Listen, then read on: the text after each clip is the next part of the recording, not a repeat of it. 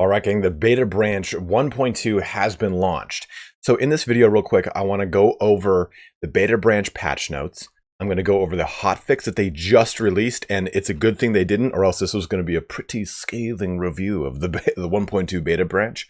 But before we do this, I want to talk about something that is going to help out a lot of you guys that are trying out the beta branches or are experiencing some broken saves.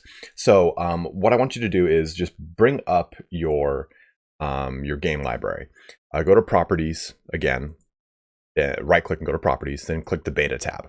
Now I'm not opted into the beta right now. I was playing all last night, but I also have to work on something for a video here for you guys. But if you click this drop down menu, you'll see the 1.2 beta at the bottom, but you will also see every other subsequent patch that has ever been released for this game. So what you need to know is that if you pop open your My Documents, go to Documents, go to Mountain Blade 2 Bannerlord, go to Game Saves. Native, these are all of your game saves.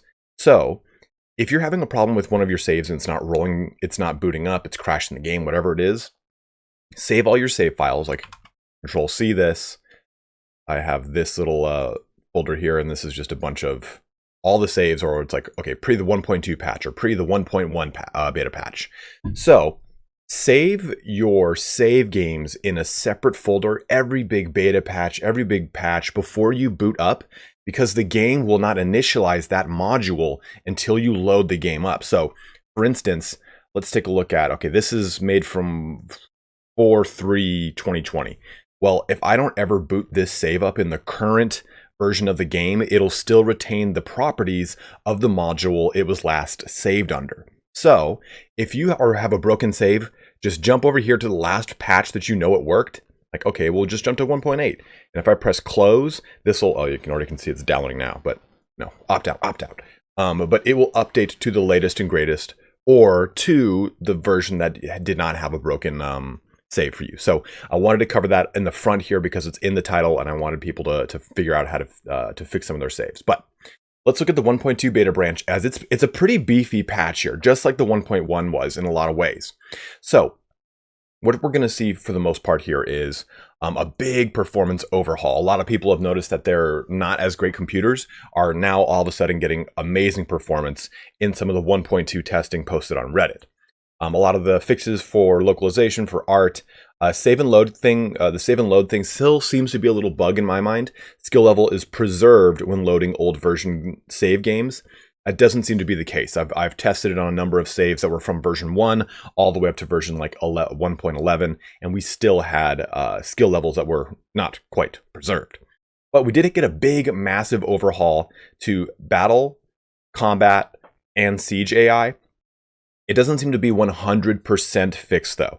A lot of people on Reddit were posting that rather than anyone sieging a castle using the gates that were burst open by the battering ram, they were just using the ladders instead. So it seems to be that this actually introduced a couple more bugs into the game at the same time. So we'll see how that kind of fleshes itself out.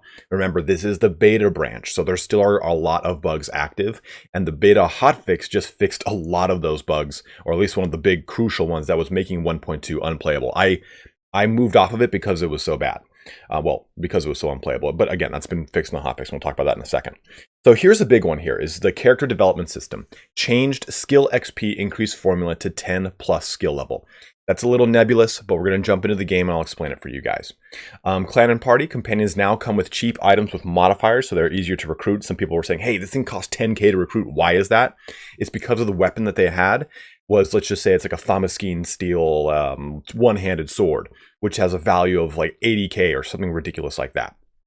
That was making it so your companions were way too hard to recruit. Now, because of those modifiers, you can recruit them a lot easier. Economy and trade, higher tier armors are now produced in towns and can sometimes be found in the marketplace. I will go through that a little bit more with you guys once we jump into the game as well. Some nice little bugs here too, crafting. Fixed a bug where crafted items could have different stats than showing during creation, and fixed a bug where crafted items lost changes to stats when loaded from a save game. Still nothing about the stacking though, and that stacking is going to play heavily into this whole big thing with the item modifiers that they've done here. We'll talk about that in a second. Well, settlement actions, town, villages, and hideouts. Boosting construction now adds 50 construction rather than 2x construction speed. Fix an issue with asking companions to look for themselves or asking villages to look for our companions near us. And fixed a bug that made the settlement project's completion time negative. So some nice overhauls there to the faction settlement system. Now, the quests and issues have had a big overhaul as well. Family Feud has thusly been fixed. Well, kind of fixed at least, hopefully. Spy Among Us has had a lot of changes done to it. It's, for one, changed from the Spy Party to the Spy Among Us, and has changed a lot of the things with the facial identity of the characters, not bugging out or swapping halfway through the quest. The Lord Needs a Tutor quest has been fixed, as well as the Lord wants rival gang members captured. So a lot of overhauls to the questing system. And then we get some other stuff here to overhauled equipment of minor factions to better fit their characteristics. When we entered a town scene for the second time, guards were missing this. This was fixed. Good. Fix the color of the player's companion portraits when we enter a hostile settlement. Made the player's brother a bit younger, and fixed a bug that caused prisoners to become governors, because I know that I do not want to be ruled over in a penal colony. But going down here, again, a bigger, more performance buffs here, but major CPU performance improvements on both field and siege battles, minor performance improvements on multi-core usage. Now, fixed beards protruding from helmets. That's actually pretty nice. I was waiting for that to come through. I mean, I honestly didn't even realize it because it was just kind of seamless. But it doesn't. There are more. There's more on here about those modifiers on weapons, and we're going to show a little bit more of that when we jump into the game here. Added 3 new items for crafting, 1 scabbard for swords and 2 blades for spears. Let's jump into the game here. We've gone over the notes a little bit, but I really want to talk about a lot of this in game, because that way you can visualize it and see it a little bit better. So swap on over to my 1.2 save. But before we do that, actually, I totally forgot about this part, is the beta hotfix, which is actually extremely important. Towns were going bankrupt in 1 week. This problem was fixed. This was massive. All towns were dropping down to like 7 gold in their bank. So you couldn't buy or sell anything. It was huge. I hated it. But also, here's some quick patch notes for the main branch. AI combat effectiveness has been increased, which is good because they weren't blocking. They were just kind of sitting there and staring. I have it on the most hard difficulty, or the hardest difficulty, and they were just not challenging at all. So that's been thusly increased. Caravans start selling prisoners they captured. Fix the crash that occurred after the player sends the Family Feud issue quests companion to another issue's alternative solution, and lower chance of crashing the game while trying to load a save file with a mismatched version. So again, let's jump now over to the game. All right, so here we are in the game, and the first thing I want to go over is the new kind of character development and how the skill system has kind of changed slightly.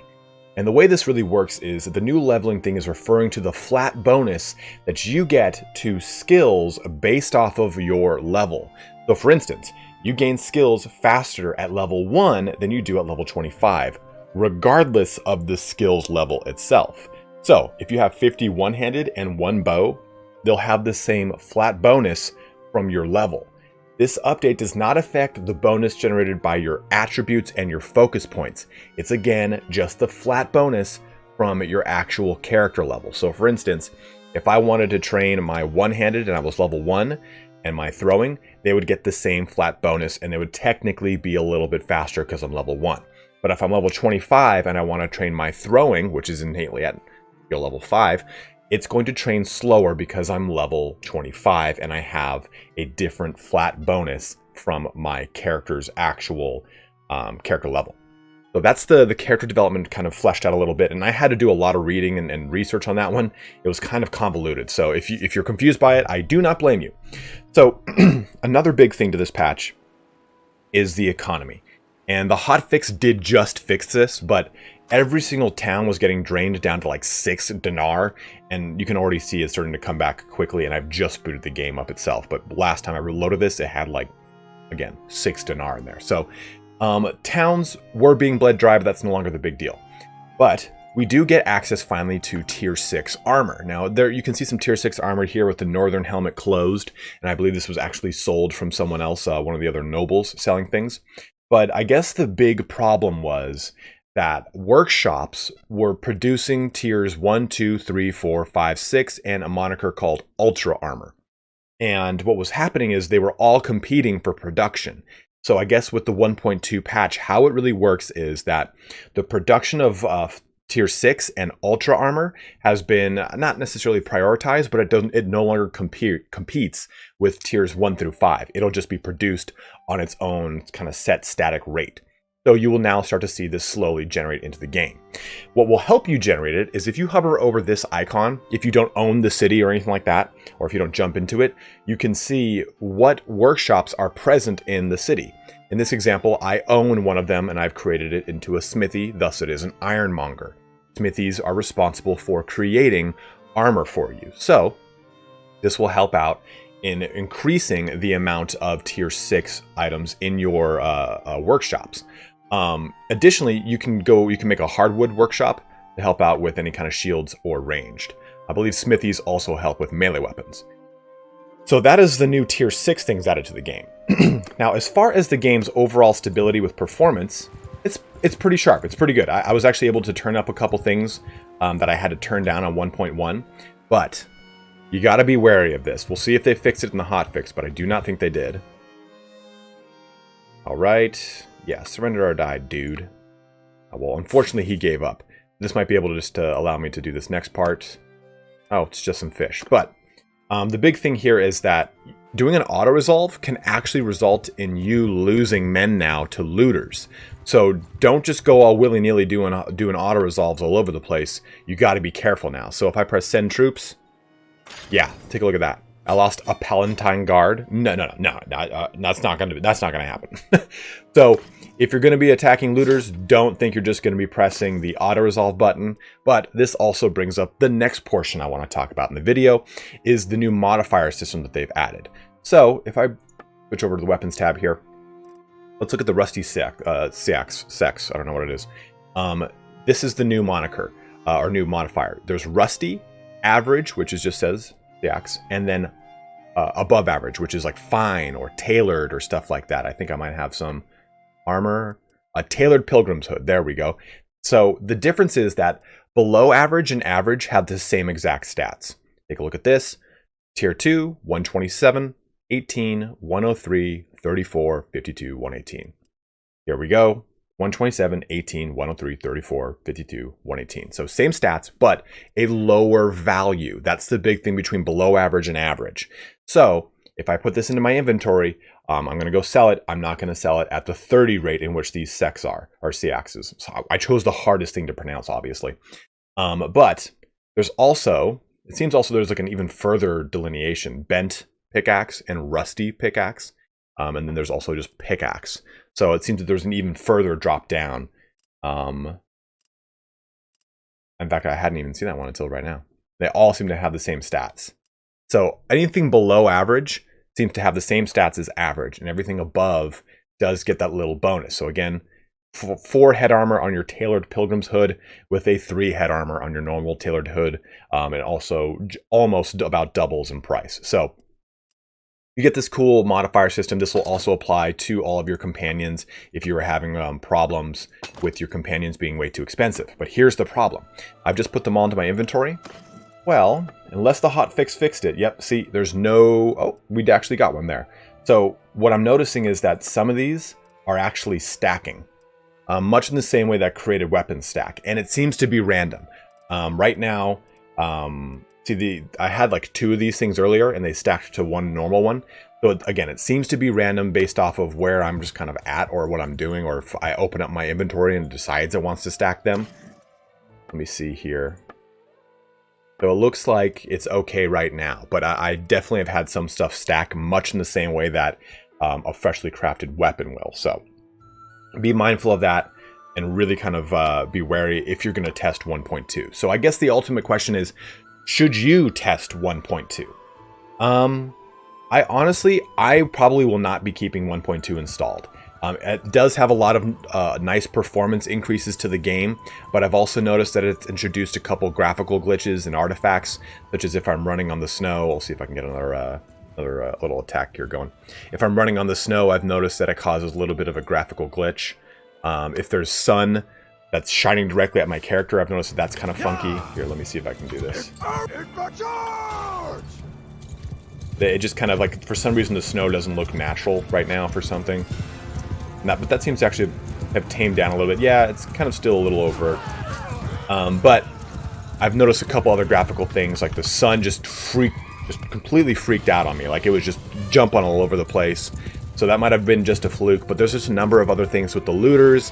I'm not too stoked on losing my tiers 5 and 6 characters to an auto-resolve and the weakest characters in the game. So my opinion is hold off on 1.2 for another maybe 1 or 2 hot fixes to see where it's at. If I had made this video yesterday, I would have told you don't touch it because of the rampant issues with all of the economy just crashing because of all the cities just being bled dry. One thing to keep a note of too is that of course you do have the caravan issues. As I click through every single tab, my guys just finally starting to come back in line, down to 30. It was up at 57 at the earlier video that we did. So I think 1.2 you can kind of hold off on. There's not a lot of huge overhauls to the game that make it so drastically better that it's definitely worth checking out. In fact, I think a lot of the combat AI has been just a little bugged out that it makes it less fun to do sieges and overall compete in tournaments and stuff like that. So I'd say wait a day or two on some hotfixes for 1.2 before jumping into it. Just stay on the main branch for now.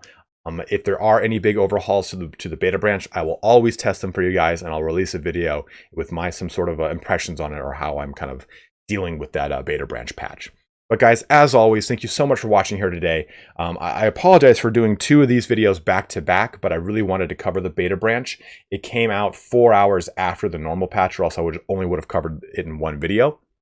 But I do have a guide on kingdoms coming out here in the next day or 2. It's essentially a step-by-step guide on how to create a kingdom from starting your character all the way through to completing the main quest and having your own kingdom. So I've been working on that for like the past 3-4 days, and this kind of threw a wrench in that, so I apologize. But I'll be streaming all weekend and doing some giveaways. So if you want to jump on the channel sometime during the weekend, I'll be doing those streams around 11 a.m. Pacific daytime. Probably doing a giveaway on Saturday and or Sunday. But as always, again, don't forget to like, subscribe, all that action. Let me know what your experience is with 1.2. If you are experiencing any crashes, any bugs, any issues, go ahead and leave me a comment too. I'll try and jump on it and help you as best I can. But as always, guys, thank you so much for watching here today. Have a good one and take care.